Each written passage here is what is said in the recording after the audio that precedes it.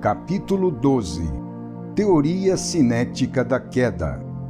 Para compreender melhor a visão, procuremos agora considerar a queda em seu aspecto cinético, esboçando uma teoria cinética do fenômeno, embora não nos seja possível desenvolvê-la toda aqui, porque isso nos levaria muito longe. Surgem assim várias questões. Seria o sistema perfeito um estado de imobilidade? Se esse estado constitui uma condição de perfeição, seria a mobilidade então resultado da transformação necessária para sair de um estado de imperfeição e mover-se em busca de um estado de perfeição? Seria o movimento então um estado cinético advindo depois, nascido com a queda e inexistente no sistema perfeito? Seria tal condição o resultado de um novo impulso determinado pela revolta? Dissemos em a grande síntese que o nosso universo é constituído por várias formas do estado cinético da substância. O movimento, portanto, é o denominador comum de todos os fenômenos.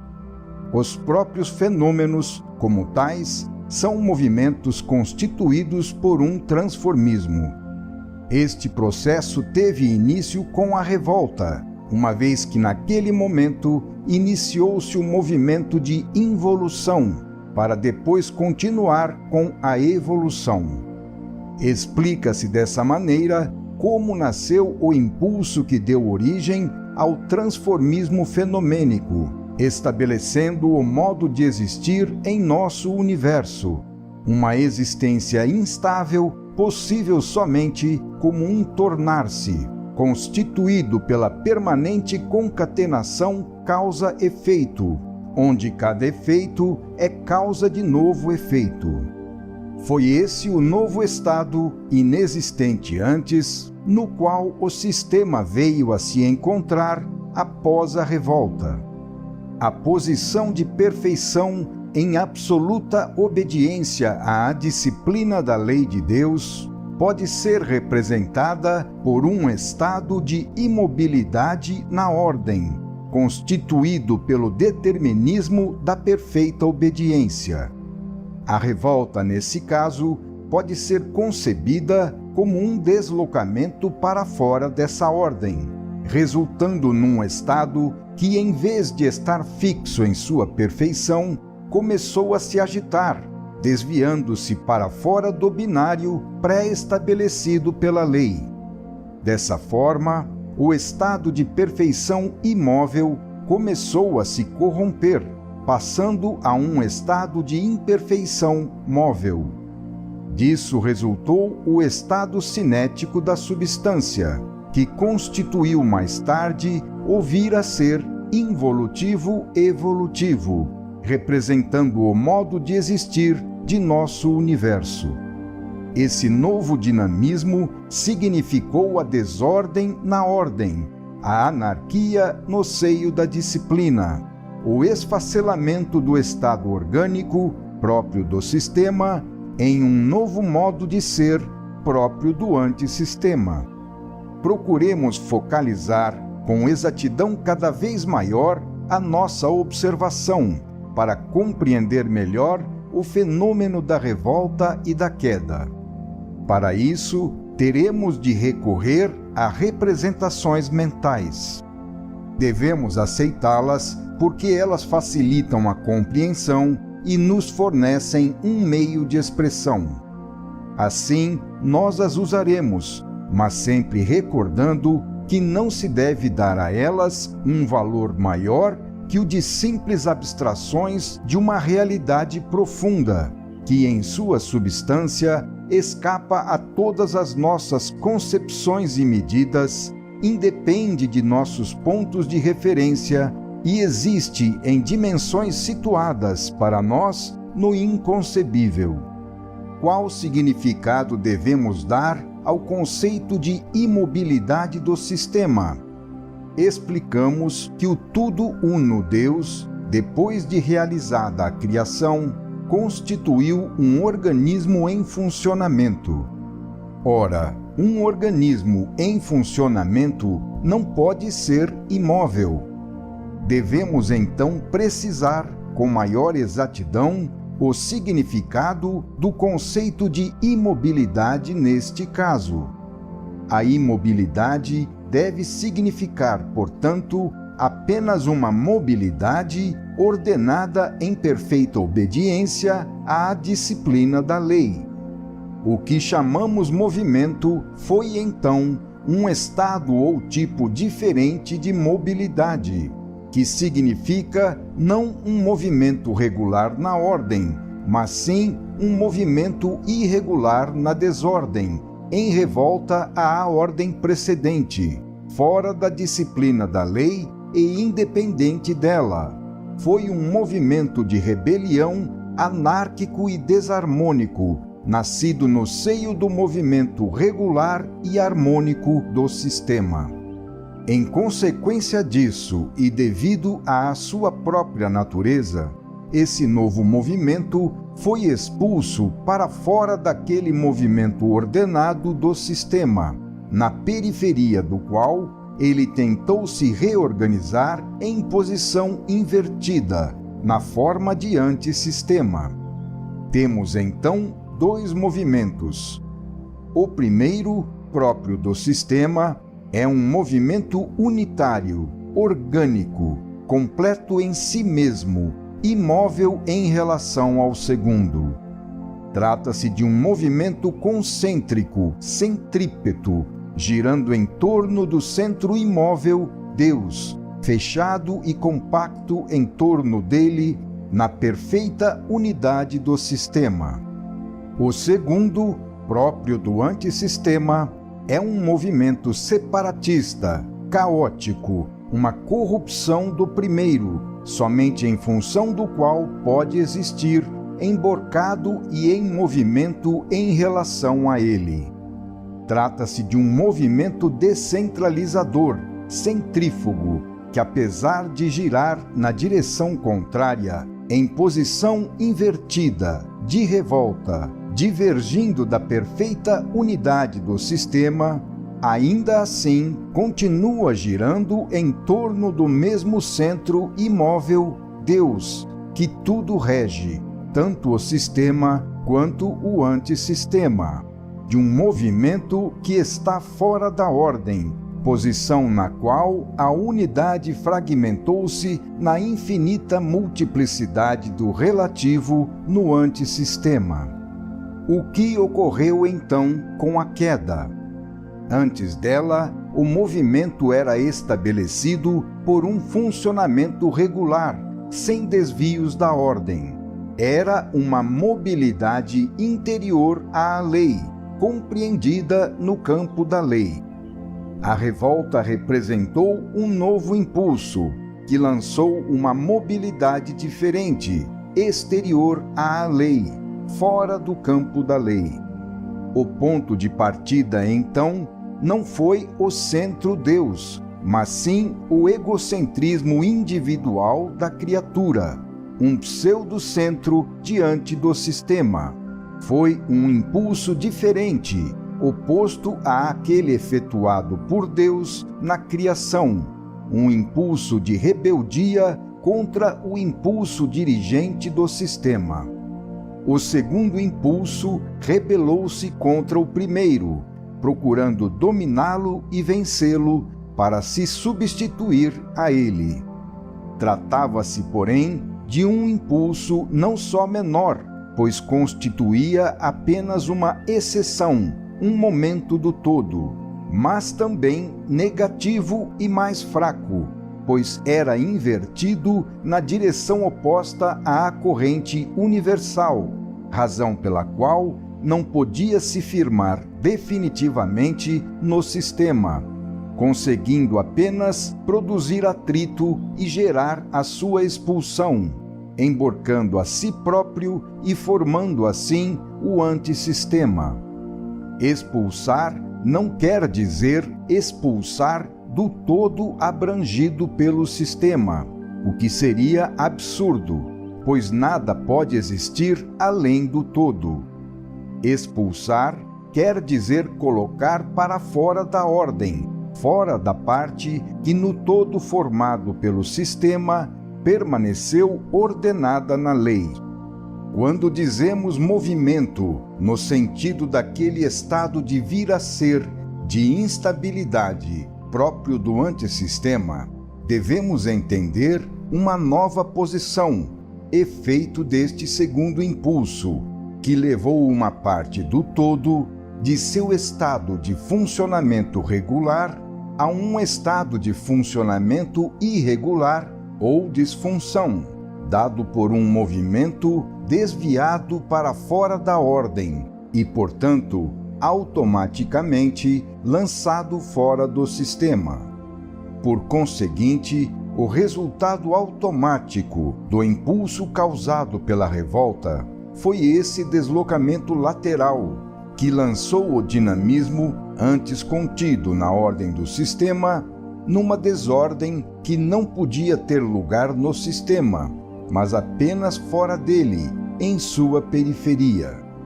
Podemos imaginar o que ocorreu como se algumas engrenagens, funcionando regularmente no mecanismo de um relógio, começassem a funcionar com diretrizes próprias, independentes daquelas que regem todo o maquinismo, e buscassem formar, sozinhas, um novo relógio.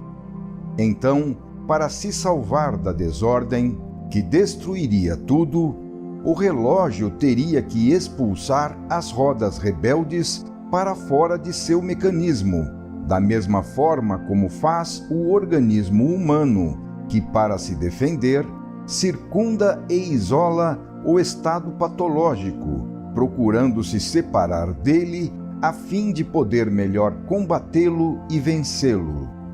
No caso do relógio, as engrenagens expulsas, incapazes sozinhas de se reconstituírem na forma de um novo relógio, ficariam agrupadas ao redor da estrutura original, que permaneceria perfeita. Dada a sua qualidade negativa de desordem e, portanto, a sua incapacidade para se dirigir de forma autônoma, os elementos rebeldes só conseguiram ficar agarrados à periferia do sistema, na dependência do mesmo centro, Deus, o único sustentáculo positivo, o único centro do todo, cujo lugar nada nem ninguém jamais poderá ocupar. Não existem outros centros positivos em redor dos quais seja possível gravitar. A revolta só pôde criar centros negativos, pseudocentros, capazes apenas de criar um pseudo-sistema, uma pseudo-organização, que não pode se manter autônoma, estando inexoravelmente ligada à necessidade do transformismo para regressar à perfeição perdida.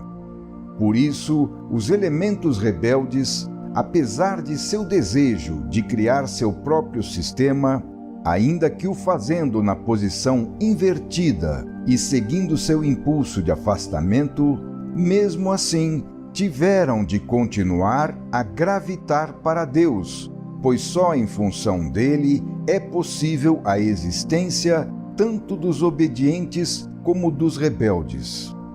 Não se pode existir sem depender de Deus ou sem tê-lo como chefe, e nenhuma revolta pode impedir que ele seja a primeira fonte de tudo. O sistema estava construído de modo tão perfeito que, independente de qualquer ocorrência, Deus permaneceria sempre o centro e senhor de tudo. Sob esse ponto, a liberdade do ser não tinha nenhum poder. A liberdade concedida estava limitada ao terreno das responsabilidades diante da aceitação do pacto de amor oferecido por Deus à criatura. Disso resulta que há dois modos de existência, duas formas de vida.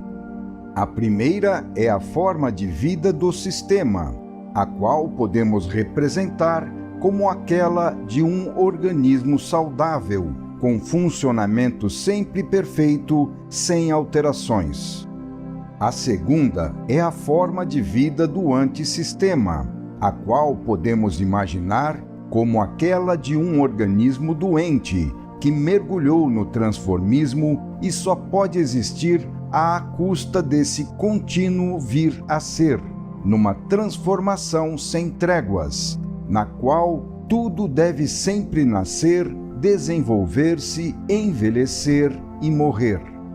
A desordem levou, como consequência lógica, a este penoso estado de instabilidade, no qual só é possível existir condicionado a uma corrida, anelando à perfeição perdida, preso à roda das reencarnações para subir todos os degraus da escada da evolução.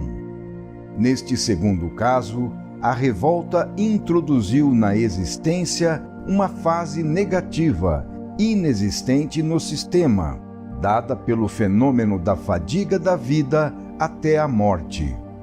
Por isso, não se pode continuar a existir senão através de uma contínua corrida para a renovação, na direção do princípio positivo, não emborcado, do sistema, onde a existência é eterna e incorruptível por sua natureza. Mas por que essa necessidade de renovação contínua para as criaturas do antissistema poderem continuar a existir? A revolta, que foi a negação de Deus e, portanto, da vida, só podia dar origem à morte. Ora, para a vida continuar sendo possível no seio do antissistema, feito apenas das forças negativas de destruição e de morte, é necessário lutar a cada passo contra o impulso rebelde, negador da vida, para alcançar o manancial positivo e criador existente no sistema de Deus, constituído pelas forças que dão a vida.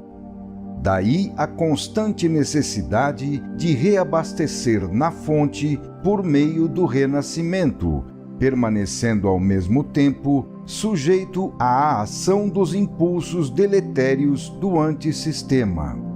Enquanto todos esses impulsos negativos, como a velhice, a morte e a decadência de todas as coisas, agridem tudo, as forças de Deus estão sempre ajudando, reconstruindo tudo por meio de uma criação contínua, com o nascimento, a vida e a sobrevivência de todas as coisas. Desse modo, com a teoria da queda, compreende-se a razão profunda pela qual só é possível existir à custa de uma contínua renovação, e como, embora tudo termine no cansaço e na morte, tudo sempre nasce e vive. Vida e morte, sistema e antissistema, são os dois impulsos em ação em nosso universo. Nós os vemos funcionando sob nossos olhos, em luta contínua, e os vivemos a cada momento. Pela revolta, o nosso mundo deveria ser feito só de morte, se não tivesse permanecido nele a presença de Deus para salvá-lo a cada momento. Da revolta resultou o impulso da destruição, que ainda nos persegue sob a forma de caducidade em todas as coisas. E cada coisa seria definitivamente destruída pelos impulsos negativos da rebelião se Deus, que permaneceu todo inviolável em sua posição de centro universal, não continuasse a irradiar até mesmo no antissistema e, criando tudo continuamente, não o reconstruísse da constante destruição para mantê-lo em vida. Chama-se criação contínua justamente esse trabalho de reconstrução, indispensável para que a existência possa continuar no seio das forças negativas do antissistema. O fenômeno da criação contínua é precisamente uma prova de que estamos situados no antissistema. Disso tudo que foi exposto, resulta esclarecido que a revolta foi determinada por um impulso novo, derivado do egocentrismo da criatura ao se colocar em movimento contrário ao egocentrismo de Deus, que dirige o sistema. Assim, quando falamos de movimento como uma característica do antissistema, devemos compreendê-lo como um desvio no sentido da desordem dentro do movimento de ordem próprio do sistema. Tudo isso nos leva a uma compreensão mais exata do fenômeno da revolta, que constitui, portanto, uma mudança no estado cinético da substância. Procuremos agora focalizar esse conceito. No estudo do fenômeno da queda, achamo-nos diante de dois estados cinéticos, um do sistema e outro do antissistema. O do antissistema representa um tipo fora da lei, contrário ao do sistema, do qual ele foi expulso. Foi o impulso anti-lei da revolta que determinou, no estado cinético do sistema, a mudança que produziu a expulsão da parte rebelada. Em outras palavras, com a revolta, uma parte do movimento do sistema tomou nova direção e foi lançada fora da estrutura orgânica. À semelhança de uma desintegração atômica em cadeia, ocorreu uma corrupção do estado cinético, uma degradação do dinamismo do sistema.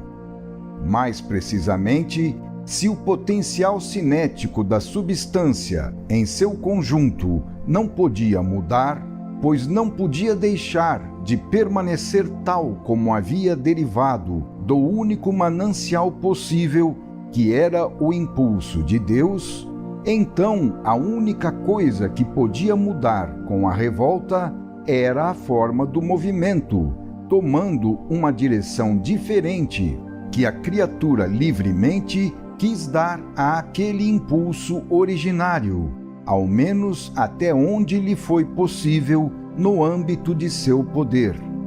Eis então que o movimento ordenado geral do sistema, que antes da revolta só ocorria na dimensão infinito, congelou-se na parte doente da desordem e, aprisionando-se em dimensões cada vez mais fechadas sobre si mesmas pela involução, contraiu-se sempre mais até atingir as nossas dimensões espaciais.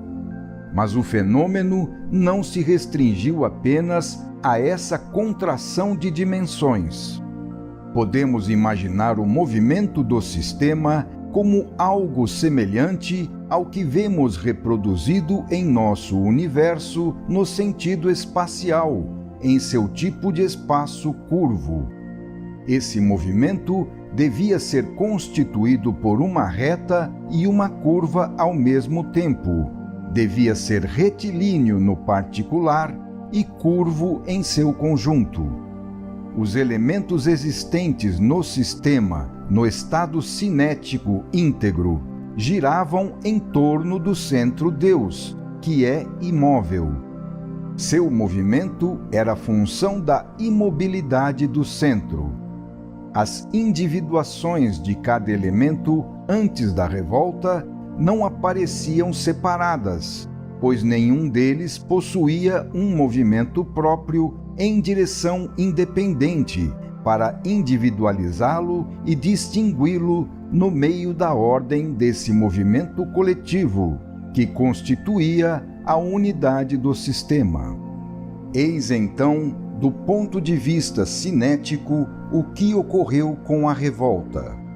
Recordemos mais uma vez que, para melhor compreendê-lo, revestimos o fenômeno com representações mentais, que, embora os tornem mais facilmente compreensível, afastam-nos, contudo, de sua verdadeira natureza, totalmente abstrata. Eis então que, com a revolta, ao longo da linha desse movimento homogêneo e constante, que arrastava igualmente todas as criaturas, formaram-se núcleos de resistências, gerando atritos. Isso porque os elementos desobedientes ao movimento geral, colocando-se na qualidade de individuações separadas, tentaram assumir um movimento próprio, individual, na direção oposta, como eu independente, fora das trajetórias fixadas pela ordem da lei. Disso nasceu um estado cinético novo, diferente, oposto ao original e, portanto, com resistências e atritos. Esse novo estado cinético irregular inseriu-se no estado originário regular e retilíneo particular de cada elemento, introduzindo-se aí exatamente no sentido de um desvio lateral. Disso nasceu o que chamamos vibração. Assim ocorreu a primeira gênese do estado vibratório, constituindo o fundamento íntimo do mundo fenomênico, o dinamismo que gerou e rege a forma, a ilusão do mundo exterior, tudo aquilo que nossos sentidos captam. Apareceram assim, no relativo, os vários modos de existir dos elementos de nosso universo. Desse modo, a revolta estabeleceu um novo estado cinético, que, ricocheteando ao infinito no antissistema, permitiu modelar uma ilimitada série de formas aparentes, as quais constituem para nós, assim como para todos os que estão situados no antissistema, a realidade objetiva. Estamos no momento da gênese desse estado vibratório. O movimento retilíneo do sistema começou a realizar uma oscilação sobre si mesmo. Trata-se da oscilação lateral característica do estado vibratório, que estabeleceu o primeiro momento da gênese da ilusão, consequência lógica da desordem. Da revolta só podia nascer um estado doentio de irrealidade. Do erro só podia derivar um estado ilusório e de aparências. Assim, o estado verdadeiro do sistema foi se aprofundando cada vez mais na mentira. Uma vez iniciada a descida involutiva, o ser ficou cada vez mais aprisionado na forma. A liberdade retilínea do movimento no sistema foi sendo cada vez mais perdida no determinismo da matéria, até o ponto de curvar completamente o movimento retilíneo nas trajetórias fechadas do átomo. Nesse ponto, a involução, efeito da revolta, levou o ser do estado espiritual ao material, e o impulso que gerou a queda alcançou os seus efeitos. A partir da vibração, nasceu a onda, com suas características de frequência e comprimento. No princípio, o tipo de vibração está mais próximo da linha reta, apresentando frequência máxima com amplitude de oscilação e comprimento de onda mínimos. Esse tipo de onda pode ser chamado de onda espiritual do pensamento. Mas, uma vez iniciado o processo de degradação, a oscilação continua impelindo o ser a existir em formas de vida cada vez mais involuídas, menos psíquico-espirituais e mais materiais. Descemos assim até a vida animal e vegetal.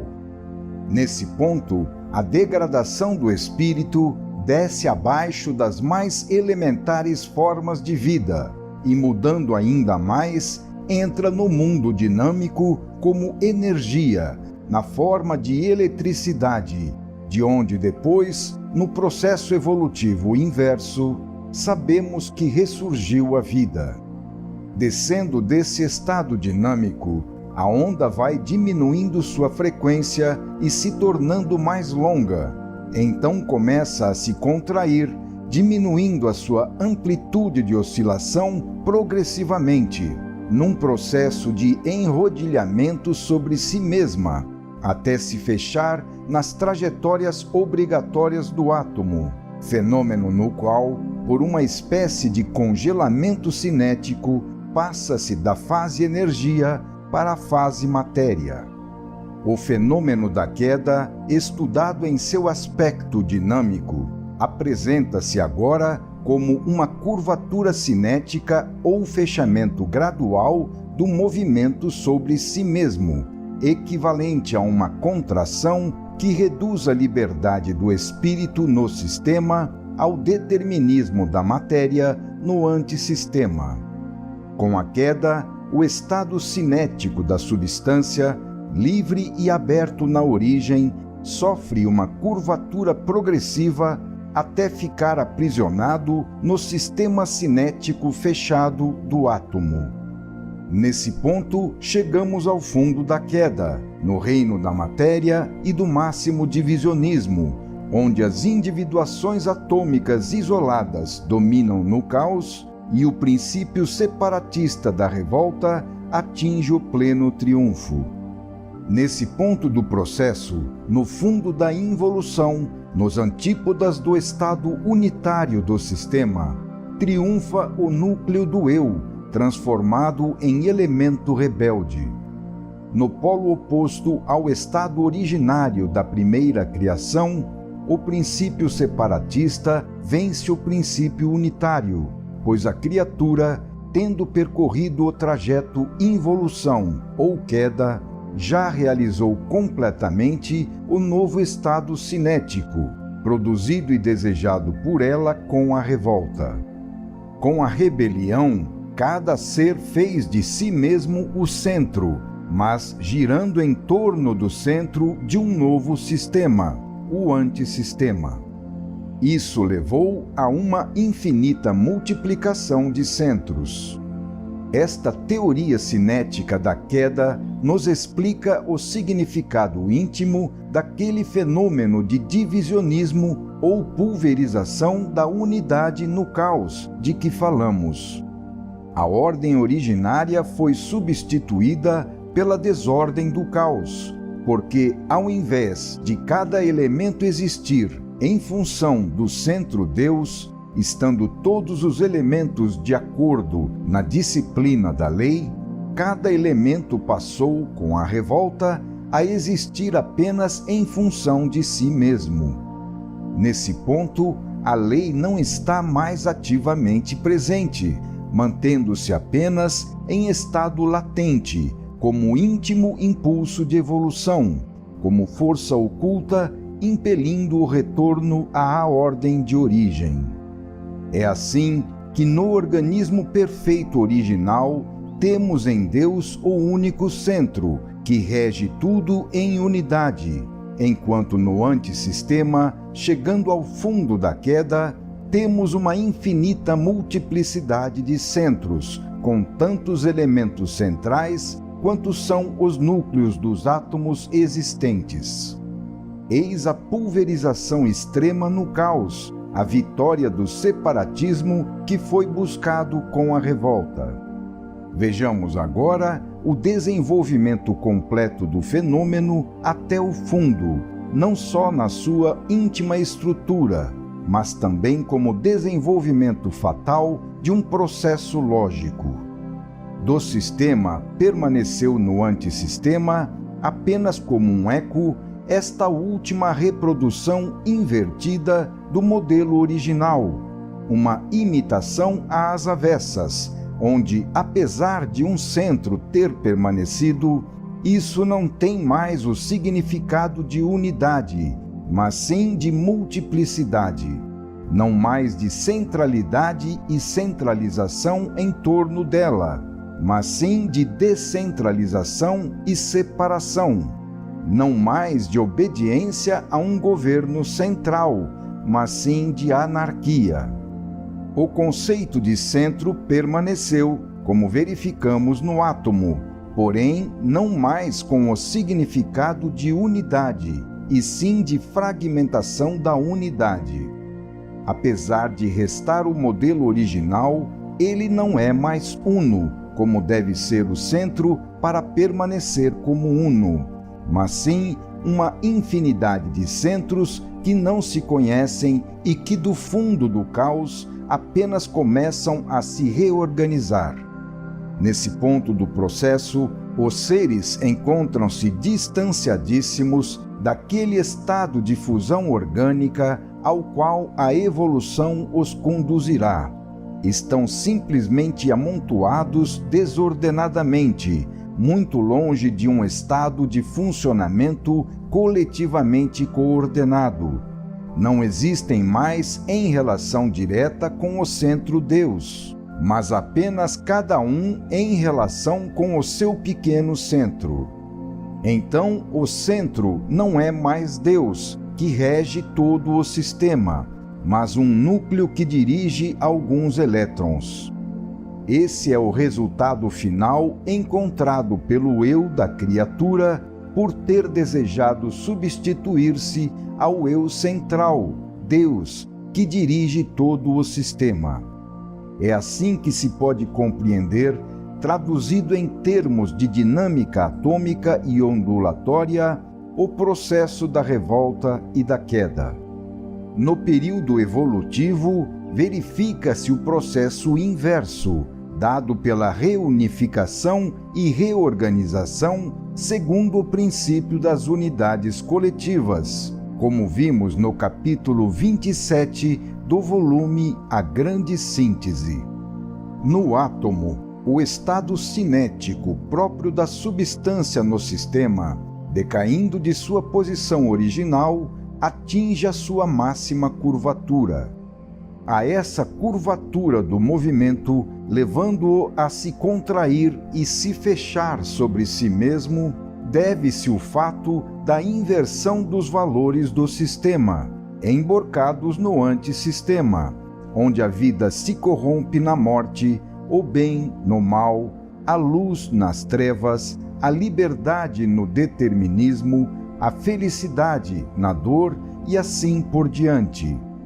A teoria cinética da queda nos mostra o equivalente dinâmico dessas transformações. As trajetórias fechadas dos íntimos movimentos do átomo representam o equivalente cinético da contração ou curvatura da liberdade do espírito no determinismo da matéria.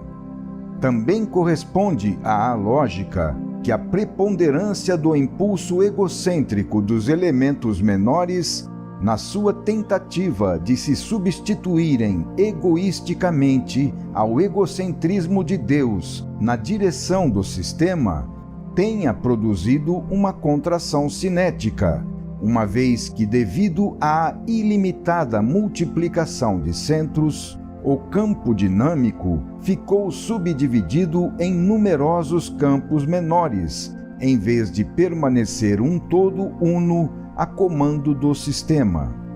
A subdivisão separatista não podia deixar de causar uma diminuição do campo de domínio do eu, o que significa perda de liberdade. Se a revolta levou a uma extraordinária multiplicação de individualidades dominantes e independentes, o resultado final foi que elas tiveram de dividir entre si o campo de domínio, sendo cada uma obrigada a limitar o próprio espaço para deixar lugar para as outras.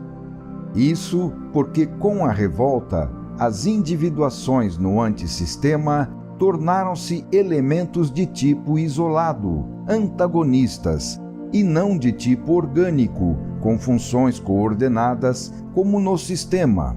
ficaram separadas em numerosos sistemas mínimos de forças divididas e não fundidas num sistema único de estrutura orgânica e compacta.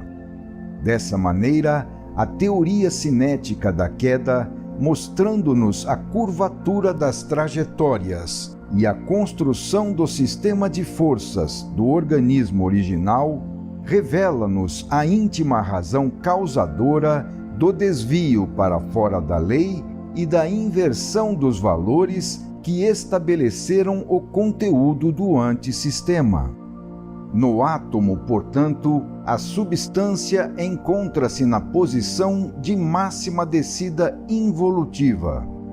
O átomo, com o seu sistema apertado em torno do núcleo, reduzido a uma forma pontiforme de dimensões tão submicroscópicas que nele está quase destruída a dimensão espacial, representa o triunfo máximo do egocentrismo separatista do eu rebelde, que chegou a colocar o seu eu como substituto de Deus, constituindo-se num sistema próprio fora do sistema perfeito.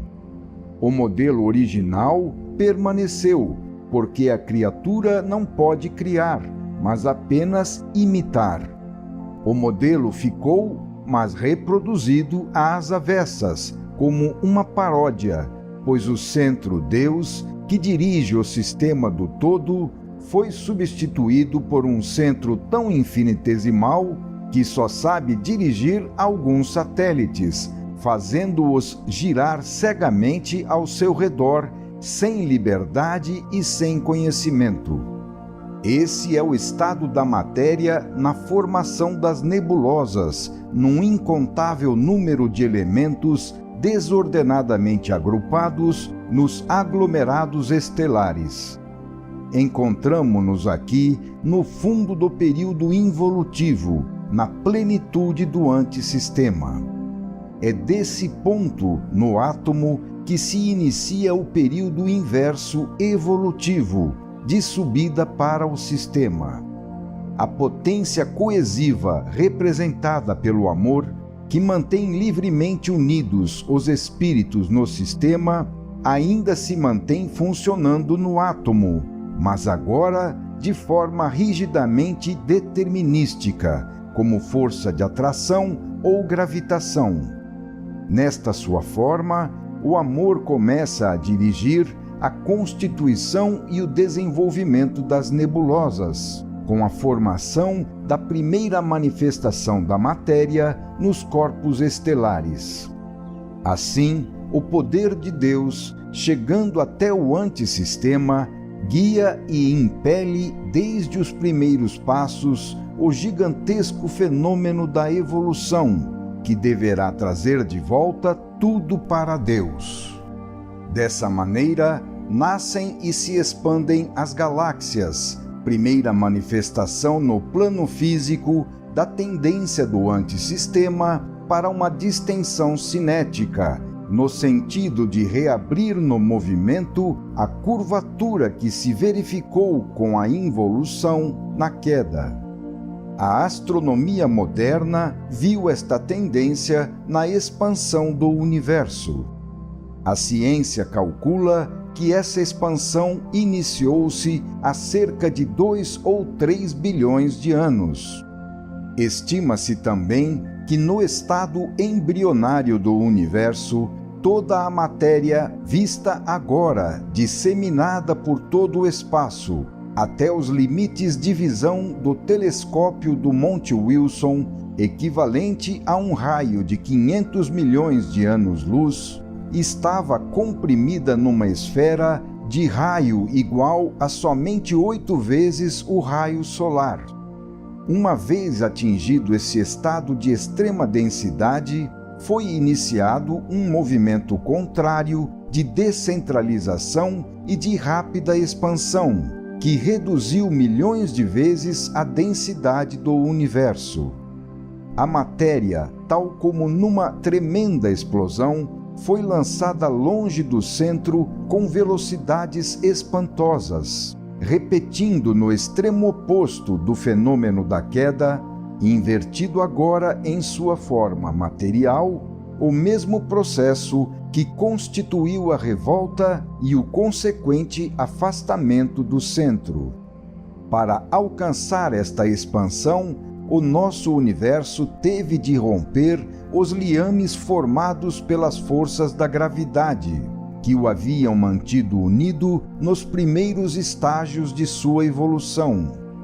Parece que atualmente o impulso cinético das galáxias na direção do afastamento é várias vezes maior do que a sua energia potencial gravitacional recíproca, o que implica, logicamente, que o nosso universo continuará a se expandir ao infinito, simplesmente obedecendo à lei da inércia, sem nenhuma probabilidade de seus elementos, levados pela força da gravidade, virem a se reaproximar entre si.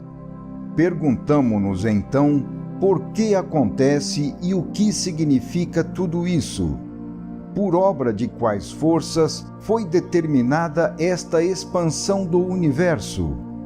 A ciência admite que o universo esteja se expandindo agora porque, num precedente período de sua história, ele se contraiu do infinito para um estado de enorme densidade, no qual o movimento de contração foi revertido, ricocheteando nas poderosas forças elásticas inerentes à matéria comprimida. Então, segundo a ciência, o fundo da descida involutiva seria representado por um estado de máxima compressão do universo, no qual toda a matéria se restringiu, reduzida ao estado de um fluido nuclear uniforme. A partir daí, a cinética de expansão prevalece sobre a cinética de contração, invertendo a direção do movimento, que segue não mais em descida involutiva, e sim em subida evolutiva. Neste ponto, esgota-se o impulso da revolta e começa a agir o impulso oposto, de atração, que o centro-Deus continua a exercer sobre tudo o que existe, impelindo e guiando a evolução para a reconstrução de tudo o que a involução destruíra. Como se vê, a teoria cinética da queda acha-se de acordo com os últimos dados da ciência e nos explica seu significado profundo. O conceito de condensação e compressão da matéria corresponde à contração ou curvatura cinética, que o explica.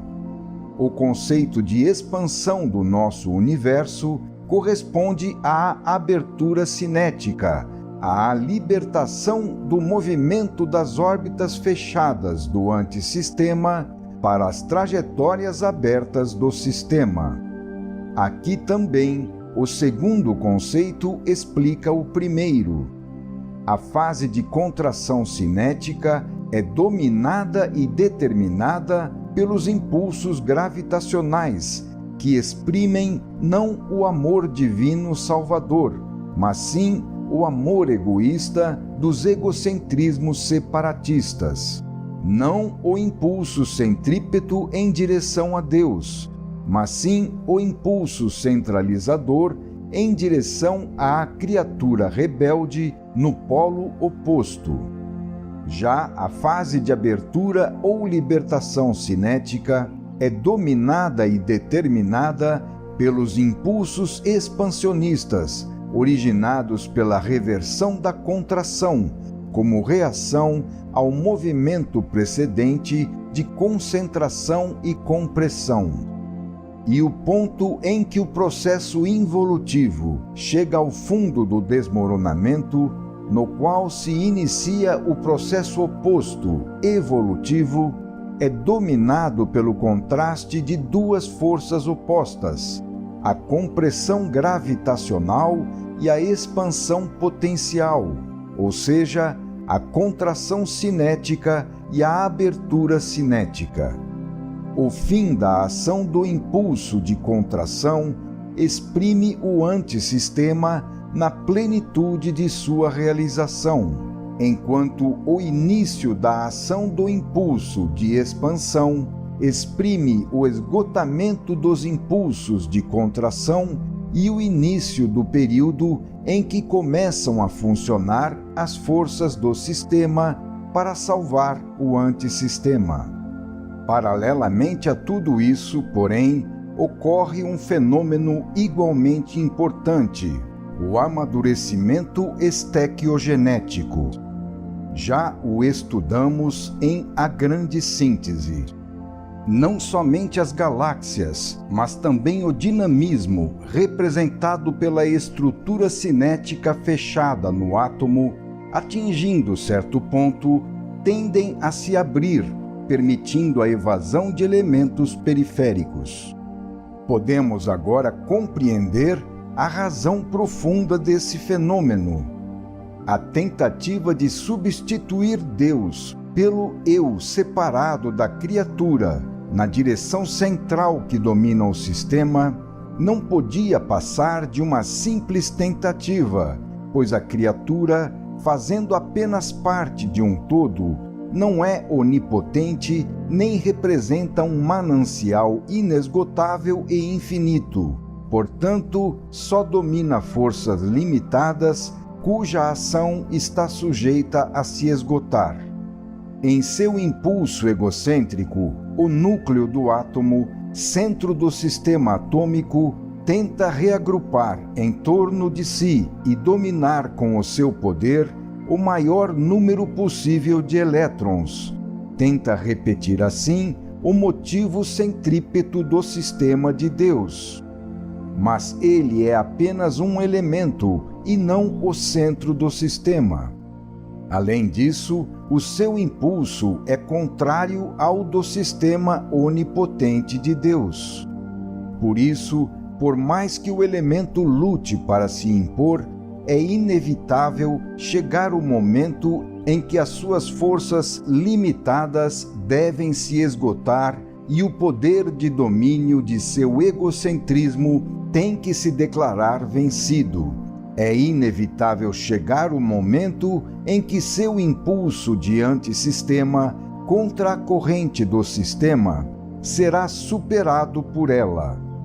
E é lógico que seja assim, uma vez que revolta significa resistência e, portanto, atrito, que desgasta o elemento rebelde, esgotando o seu impulso isolado. Chega-se assim a um ponto no qual o núcleo, por ter se tornado rico demais de satélites, não tem mais força para dominar o seu sistema planetário. A tendência de seu egocentrismo é de atrair e dominar um número cada vez maior. Mas seus recursos, como elemento isolado, são limitados e o seu potencial dinâmico corresponde apenas ao de um fragmento ou centelha.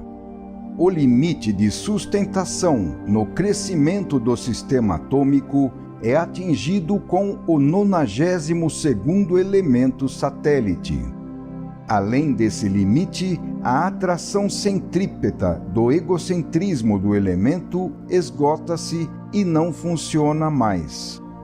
Nesse momento, inicia-se um movimento oposto, centrífugo, pelo qual é quebrada a unidade que o átomo conseguiu construir com o poder egocêntrico do núcleo. Chega-se assim aos fenômenos de radioatividade, onde o urânio, que representa o peso atômico mais alto, constitui o último termo da evolução estequiogenética da matéria. Aí se inicia a desintegração atômica. O pequeno eu, que se separou do sistema de Deus, desejaria continuar a atrair para si todo o universo. Mas sua construção é feita ao negativo, é uma obra de revolta e, como tal, não pode crescer nem durar. Além disso, nesse ponto, o elemento encontra-se na condição de maior fragmentação da unidade, o que divide em frações infinitesimais o poder centralizador de sua posição. Então a lei de Deus, fazendo-se inexoravelmente determinística nesse nível, retoma sob seu domínio inviolável esses elementos que chegaram ao fundo da descida. O próprio potencial das forças em poder dos rebeldes já havia fixado implicitamente os limites da revolta, que, atingindo um determinado ponto, tem suas pseudoconstruções destruídas por um novo impulso em sentido reconstrutor. Então o átomo fragmenta-se e a evolução, estabelecendo o caminho de regresso, torna a levar à distensão cinética o movimento que se curvara sobre si mesmo. Assim, as trajetórias fechadas no átomo abrem-se para a saída dos elétrons, que se lançam livres no espaço, gerando um novo modo de ser da substância, a energia. Podemos, assim, compreender o significado profundo do fenômeno da radioatividade. Ela representa o primeiro passo no caminho do regresso, através da passagem da fase matéria à fase energia. Representa o primeiro salto da distensão cinética para libertar o movimento das formas fechadas das trajetórias do átomo. Representa o primeiro golpe de destruição das construções do antissistema a partir do átomo na matéria, para a reconstrução do sistema, destruído com a revolta. Através da radioatividade, entra-se na fase energia, da qual se passará mais tarde à fase do espírito.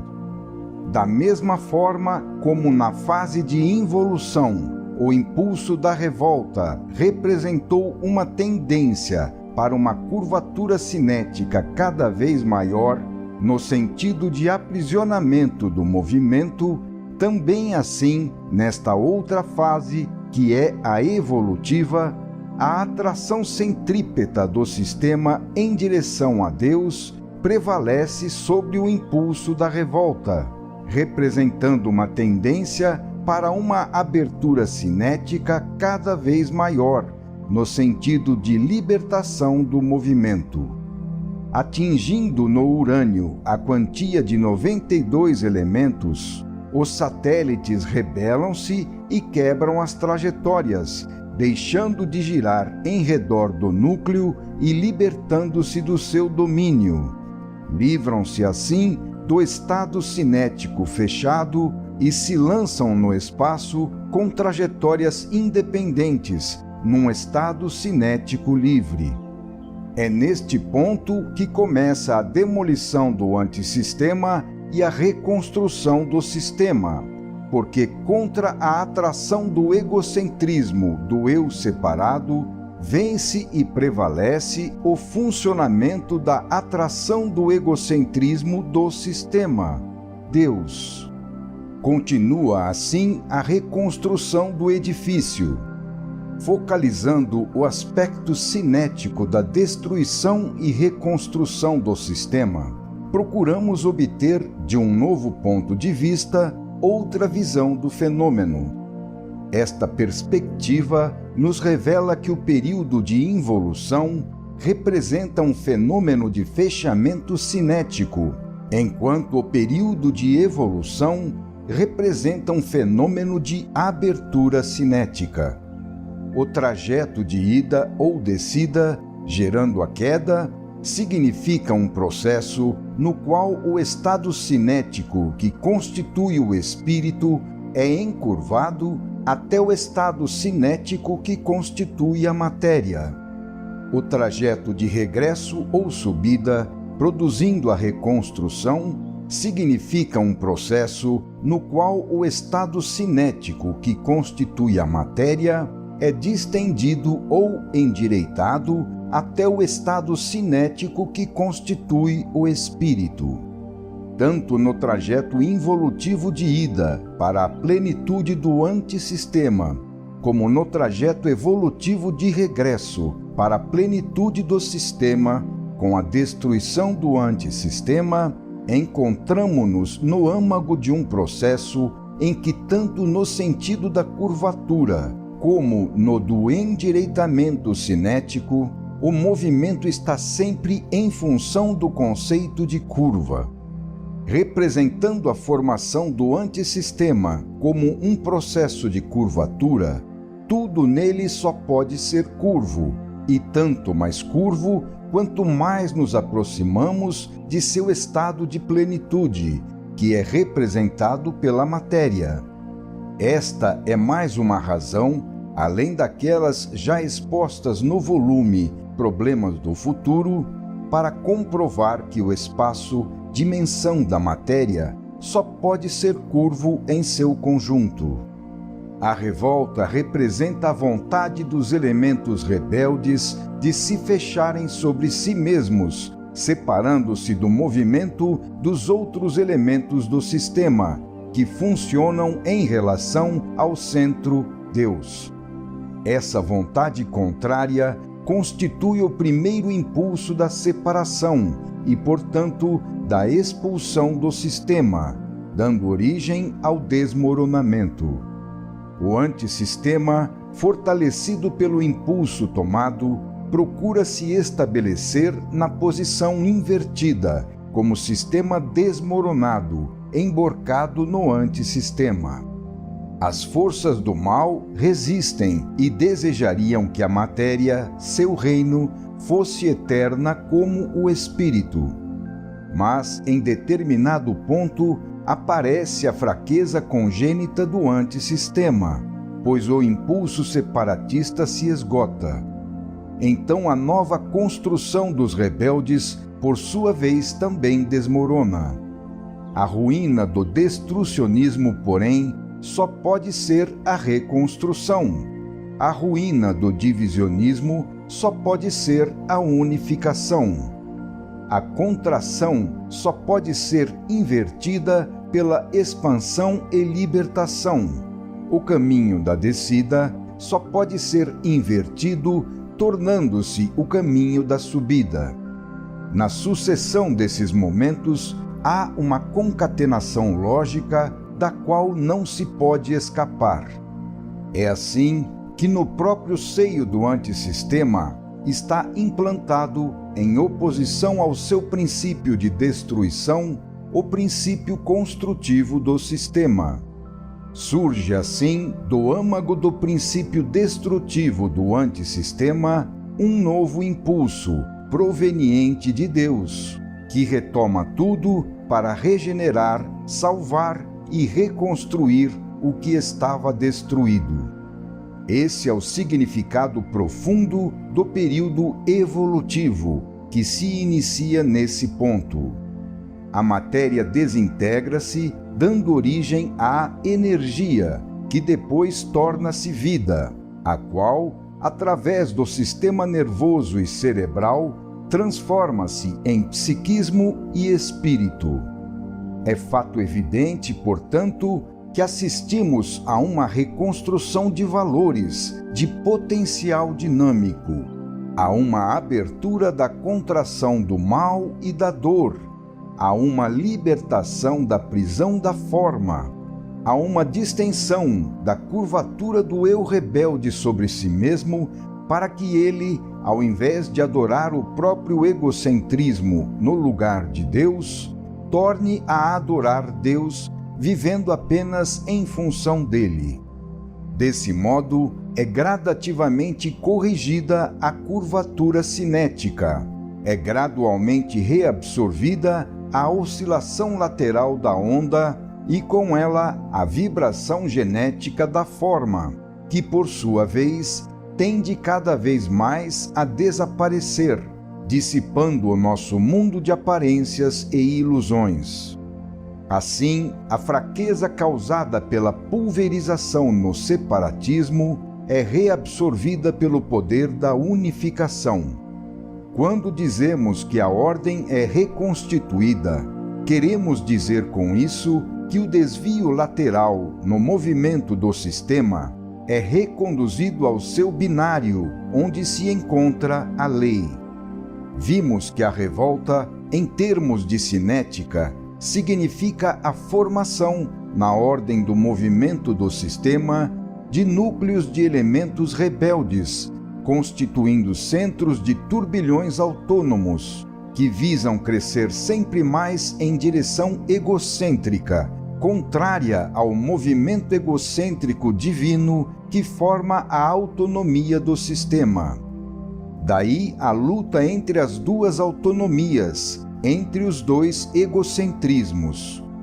Essa é a razão da existência do dualismo, característica fundamental de nosso universo, que, sendo filho do antissistema, é constituído ao mesmo tempo de ruína e salvação. Vivemos do choque dessas duas forças opostas e, assim, amadurecemos, desgastando nossa materialidade no atrito doloroso entre dois impulsos, a revolta e a lei de Deus. Ambos disputam entre si a criatura para se apossar dela. A nossa fase atual é de transição de um plano da evolução para outro. O fenômeno não pode permanecer existindo para sempre nesta sua forma. É o próprio fato de ser constituído por um tornar-se que o impele fatalmente para a sua solução. Um dos dois impulsos tem que finalmente vencer. Do estudo da estrutura cinética do processo, deduz-se como lógica e necessária conclusão que só o impulso de Deus, por ser o mais potente, pode vencer, resultado de cuja fatalidade é impossível escapar. A positividade do sistema não pode deixar de acabar demolindo e reabsorvendo toda a negatividade do antissistema. Vimos que a curvatura cinética no antissistema é devida à tendência dos núcleos rebeldes de centralizar tudo, envolvendo tudo em redor do próprio egocentrismo e, desse modo, rivalizando com Deus, a fim de superá-lo. Trata-se de um empreendimento absurdo. Por isso, ao invés de vencer o sistema, a revolta só conseguiu formar nele vórtices sinistros-giros, resistentes à oposta corrente destro-gira, obtendo como resultado o sofrimento, devido ao atrito de enfrentar uma potência superior, até o ponto de serem demolidos. É verdade que o antissistema consegue alcançar a sua plenitude na matéria, mas essa plenitude é transitória, pois as construções atômicas não resistem e se desintegram. A revolta não tem o poder de criar um centro cinético estável, mas apenas uma cinética em constante transformação. O novo tipo de existência, criada pelo antissistema, é apenas um tornar-se, uma contínua modificação, uma instabilidade que deve correr, porque dentro do processo involutivo e evolutivo só é possível existir como movimento. A revolta não produziu nada fixo nem estável, mas apenas a necessidade de perseguir uma meta sem nenhuma possibilidade de poder escapar à fatalidade de atingi-la. Por sua própria íntima natureza, o fenômeno nascido da revolta é um processo fadado a se extinguir, tal como a fera voraz que se vê forçada, em última instância, a devorar a si mesma. Assim, a tentativa dos rebeldes para se constituírem em sistema independente, tornando-se centros, foi um esforço vão. Tudo se reduz, por fim, a uma exceção transitória no estado normal do sistema e à consequente necessidade de realizar o esforço da subida de volta. O seu esforço para criar pseudoconstruções fica reduzido, ao invés, à necessidade de ter que realizar, com a evolução, construções verdadeiras de acordo com a lei violada. Com a revolta, o ser colocou-se diante de uma encruzilhada, ou caminhar de volta, reconstruindo com a evolução tudo o que destruiu para se salvar, voltando a existir de acordo com a lei no sistema, conforme a vontade de Deus, ou então insistir na descida. Mas o que pode haver no fundo de um processo negativo de destruição, senão a negação de tudo, até a destruição de si mesmo? Como pode sobreviver quem quer mergulhar num sistema que, sendo contra Deus, fonte de vida, é feito de morte? A revolta não poderia ocorrer senão nesta forma. Não poderia produzir outro resultado senão resistência, luta, atrito e perda, estando condenada desde o princípio. O sistema nada tinha a temer, nem mesmo, em última análise, a própria criatura rebelde, pois se ela não quisesse ficar aniquilada, teria de realizar o esforço da subida para, depois de haver aprendido a dura e salutar lição, poder usufruir seus resultados, regressando ao seu estado anterior de perfeição. Dessa maneira, é endireitada e corrigida a tremenda curvatura cinética, pela qual foi aprisionada a liberdade do espírito no determinismo da matéria. Se no ponto mais fundo da involução extingue-se a vida, que é qualidade de Deus, o Eu Sou, e cujo aniquilamento estabelece a vitória da rebelião, justamente nesse instante inicia-se o processo inverso de evolução, a obra de salvação que trará de volta tudo sanado aos braços de Deus. Esse rápido olhar nos permitiu esclarecer e compreender ainda melhor o tão discutido fenômeno da queda. Também nos permitiu ver as razões profundas que regem os processos nucleares, demonstrando-nos como é possível uma filosofia da física atômica, resultante de uma teologia que compreende e explica as últimas descobertas da ciência moderna. Final do capítulo 12.